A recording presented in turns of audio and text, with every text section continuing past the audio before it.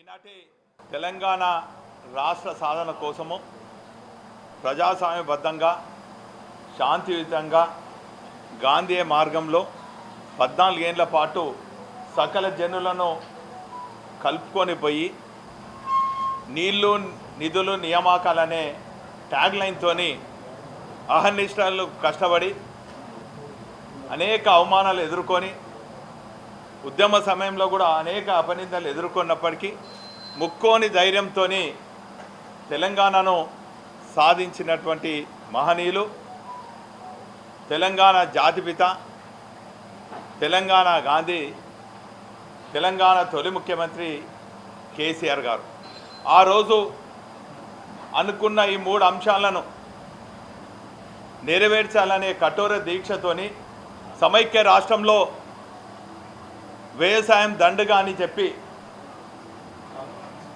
ఆనాటి సమైక్య పాలకులు చెప్తున్నటువంటి సందర్భంలో ఒక రాజకీయ ప్రక్రియ ద్వారా రాజీనామాల ద్వారా తెలంగాణ రాష్ట్రం సాధించాలని చెప్పి అనేక మార్లు తన రాజకీయ పదవులకు కేంద్ర మంత్రి పదవి అనుకోండి, డిప్యూటీ స్పీకర్ పదవి అనుకోండి, మాలాంటి వాళ్ళతోని మరి శాసనసభ్యత్వాన్ని కూడా రాజీనామా చేయించి మరి సాధించినటువంటి తెలంగాణలో మొదటి ప్రాధాన్య అంశంగా 1 కోటి ఎకరాలకు నీళ్ళు అందియాలని చెప్పి బ్రహ్మాండంగా ప్రపంచమే అబ్బురుపోయే విధంగా కాళేశ్వరం నిర్మాణం చేసి సమైక్య రాష్ట్రంలో రైతుల కన్నీళ్ళన్నీ కూడా కారుతున్నటువంటి సందర్భంలో తెలంగాణ రాష్ట్రంలో రైతుల కన్నీళ్లు తూర్చి వారు సాగు చేస్తున్నటువంటి లక్షలాది ఎకరాలకు సాగునీరు అందియటమే కాకుండా ఇండస్ట్రీస్కు నీరు అందియటమే కాకుండా యావత్ ప్రజానికానికి తాగునీరు అందించినటువంటి గొప్ప ప్రాజెక్టు కాళేశ్వరం. ఆనాడు నిర్మాణ దశలో కానీ పూర్తయిన దశలో కానీ ఇప్పుడున్నటువంటి ప్రధానమంత్రి గారి నుంచి అనేక మంది కేంద్ర మంత్రులు ప్రశంస కురిపించి ఆ రోజు కాళేశ్వరం ప్రాజెక్టు గురించి అనేక సందర్భాలలో కేసీఆర్ గారు చెప్పిన చేసిన గొప్పతనాన్ని గురించి ప్రస్తావించినటువంటి విషయం మనం చూసినాం. కానీ దురదృష్టవశాత్తు రాజకీయ దురుద్దేశంతో కేసీఆర్ గారిని బీఆర్ఎస్ పార్టీని అబాసుపాలు చేయాలని చెప్పి కాళేశ్వరం పైన 3 ఏళ్ల నుంచి దుష్ప్రచారం చేసి కాళేశ్వరం కుంగిందనో కొట్టుకబోతుందని చెప్పి 3 ఏళ్ల నుంచి అనేక దుష్ప్రచారం చేశారు. ఆ రోజు కాంగ్రెస్ పార్టీ ప్రతిపక్ష నేత పిసిసి అధ్యక్షుడు రేవంత్ రెడ్డి గారు పాదయాత్ర పేరిట యావత్ తెలంగాణ ప్రజానికాన్ని, ఒక రైతాంగాన్ని కాదు అన్ని వర్గాల ప్రజలను రైతులకు అడ్డగోలు హామీ ఇస్తూ కేసీఆర్ గారు పెట్టినటువంటి పథకాలకు రెట్టింపు ఇస్తా అని చెప్పి ఇటు రైతాంగాన్ని, ఉద్యోగస్తులను, నిరుద్యోగులను, యువకులను, మహిళలను,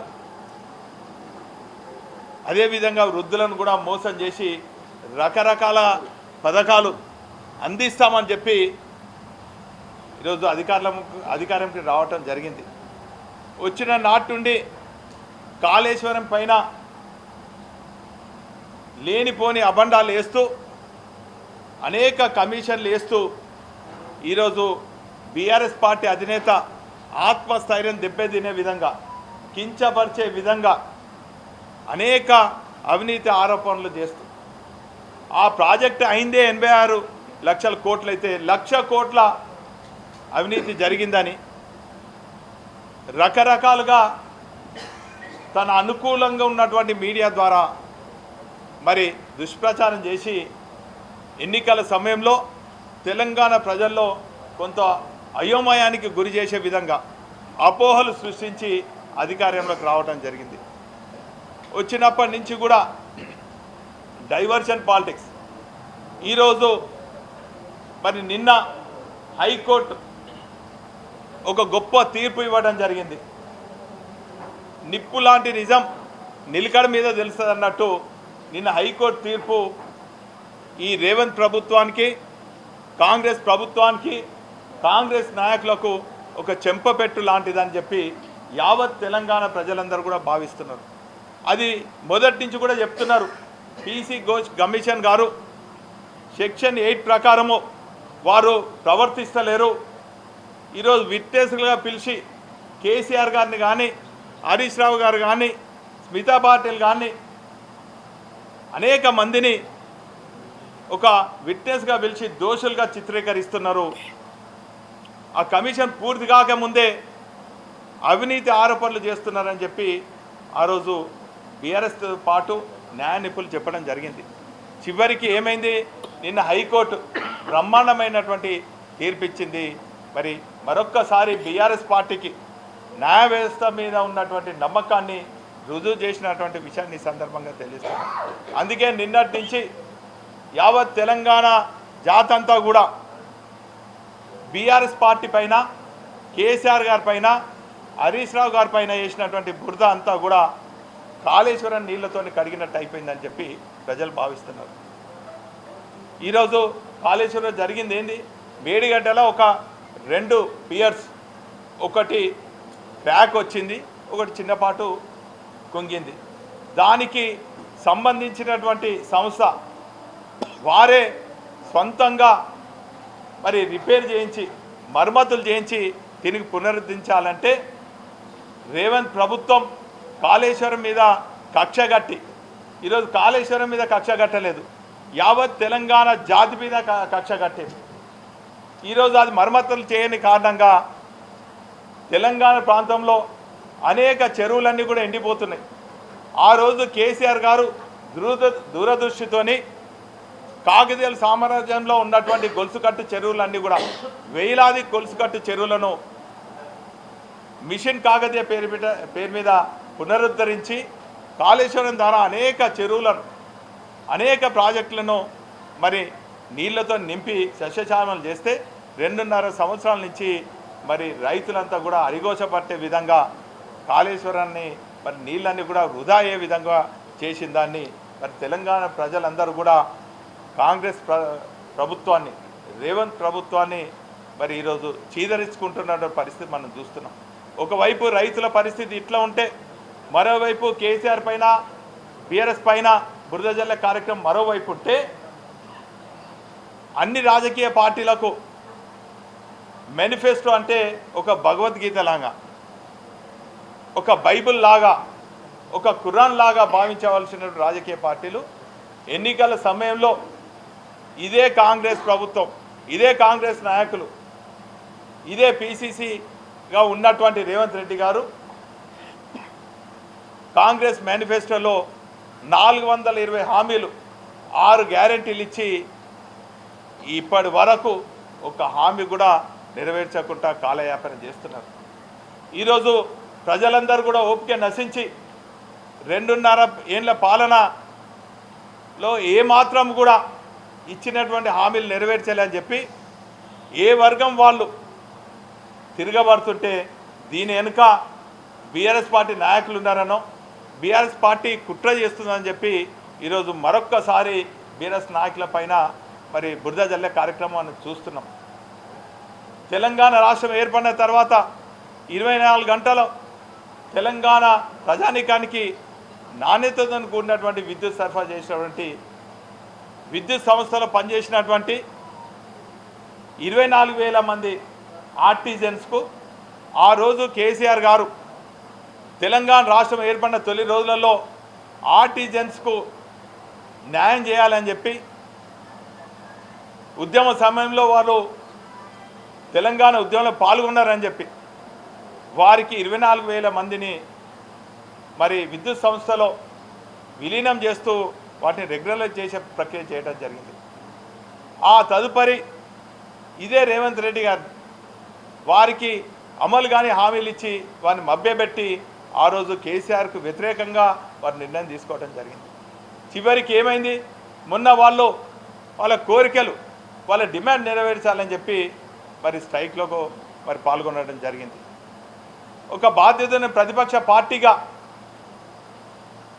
ప్రజల పక్షాన, కార్మికుల పక్షాన, ఉద్యోగుల పక్షాన నిలబడాలని చెప్పి మేము వారికి మద్దతు తెలిపితే దీని వెనుక బీఆర్ఎస్ పార్టీ ఉన్నది, కేసీఆర్ గారు ఉన్నారని చెప్పి చేయడం జరిగింది. గతంలో సెంట్రల్ స్కీమ్ అయినప్పటికీ కూడా ఆశా వర్కర్స్ కానీ అంగన్వాడీ వర్కర్స్ కూడా చాలని జీతాలకు చాలని వేతనాలతోని వారి జీవితం గడుపుతున్నారని చెప్పి మానవీయ కోణంతో ఆశా వర్కర్స్, అంగన్వాడీ వర్కర్స్ను వాళ్ళ పేర్లను కూడా గౌరవప్రదంగా పిలిచే విధంగా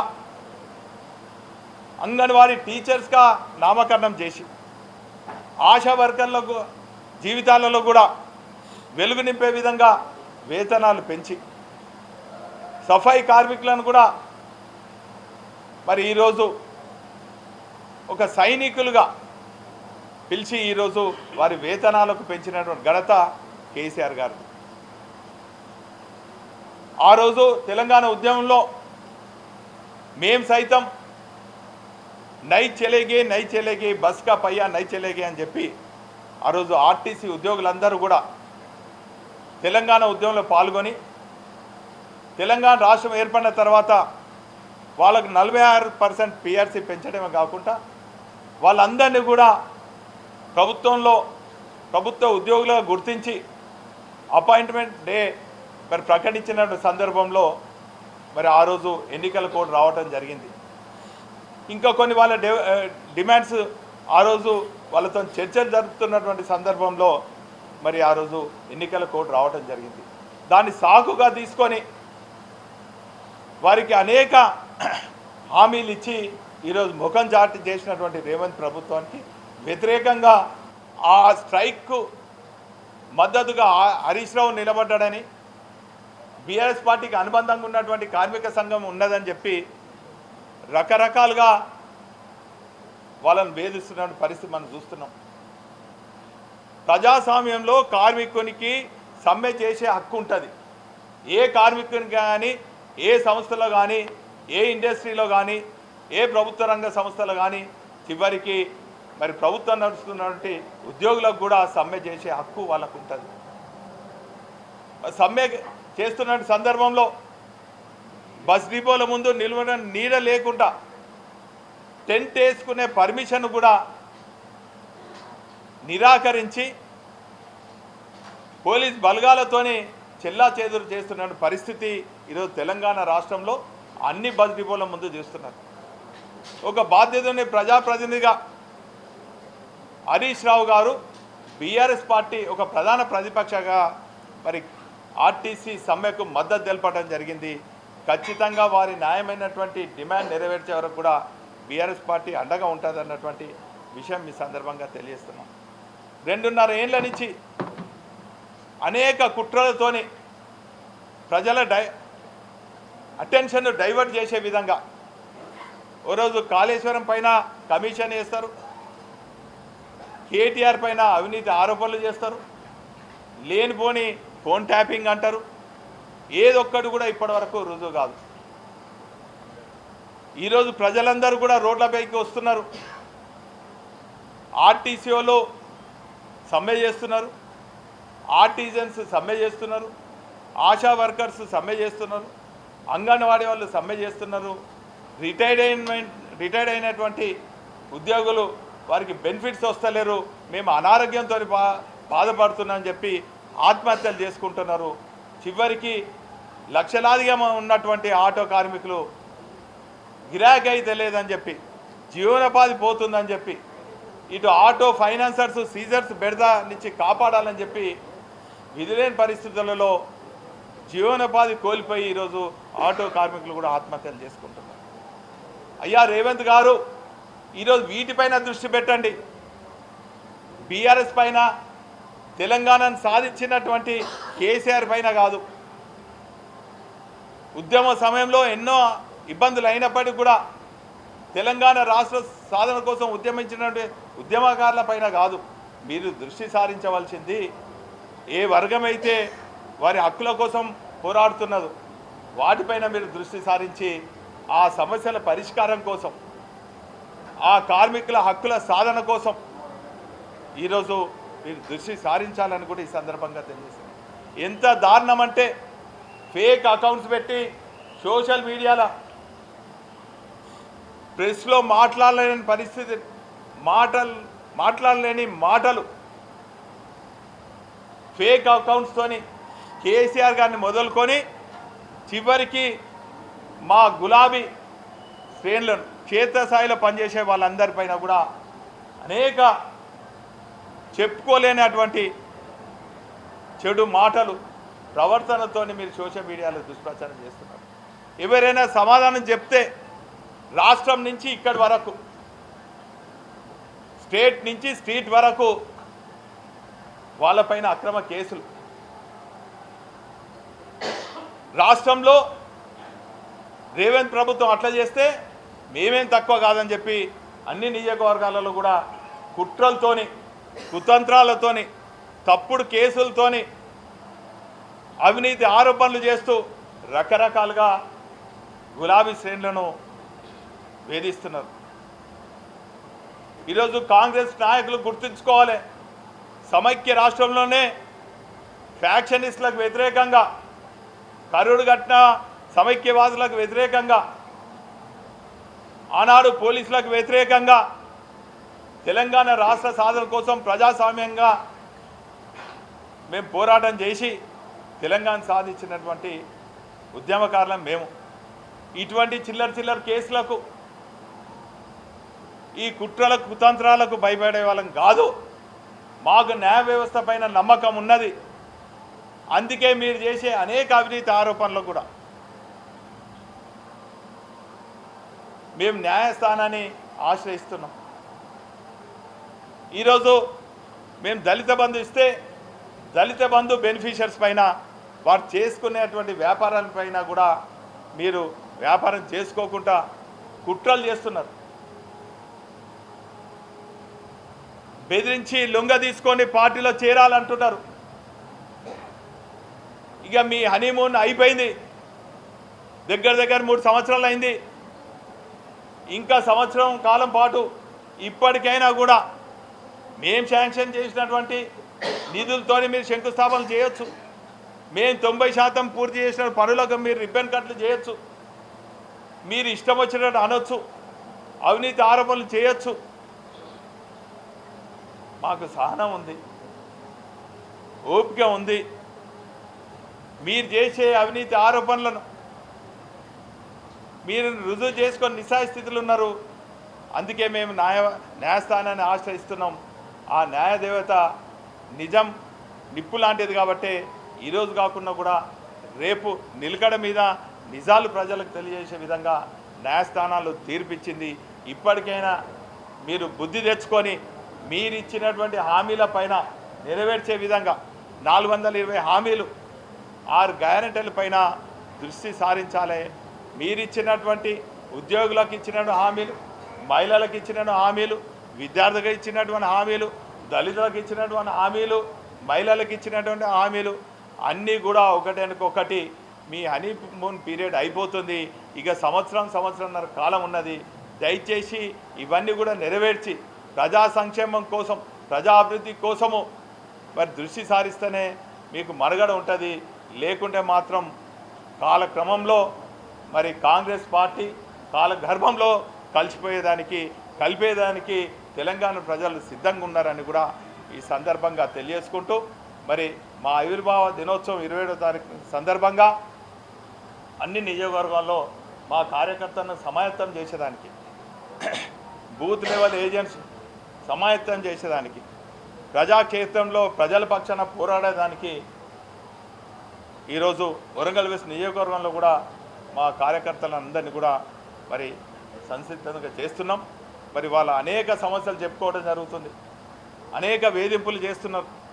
అయినప్పటికీ కూడా ముక్కోని ధైర్యంతో ఒక క్రమశిక్షణ గల కార్యకర్తలుగా పార్టీ అభివృద్ధి కోసం, ప్రజల సంక్షేమం కోసం పాటుపడతామన్నటువంటి విషయాన్ని సందర్భంగా తెలియజేసుకుంటూ, నిన్న హైకోర్టు ఇచ్చినటువంటి గొప్ప తీర్పు ప్రజల్లో ఒక సంతోషాన్ని, ప్రజల్లో ఒక విశ్వాసాన్ని, ప్రజల్లో ఒక ధైర్యాన్ని, ప్రత్యేకించి రైతులకు ఒక పండుగలాగా, మరి కాళేశ్వరం ఉన్నంత రోజులు, తెలంగాణ ఉన్నన్ని రోజులు కేసీఆర్ గారిని ఒక దేవునితో సమానం కొలుస్తారన్నటువంటి విషయాన్ని కాంగ్రెస్ నాయకులు మరవద్దని కూడా ఈ సందర్భంగా తెలియజేసుకుంటూ, మీరు మా పైన, మా నాయకులపైన మా ఆత్మస్థైర్యం దెబ్బతినే విధంగా ఎన్ని చర్యలకు పాల్పడ్డా కూడా మేము ముక్కోని ధైర్యంతో ప్రజల పక్షాన పోరాడతామన్నటువంటి విషయాన్ని మీ ద్వారా తెలియజేసుకుంటూ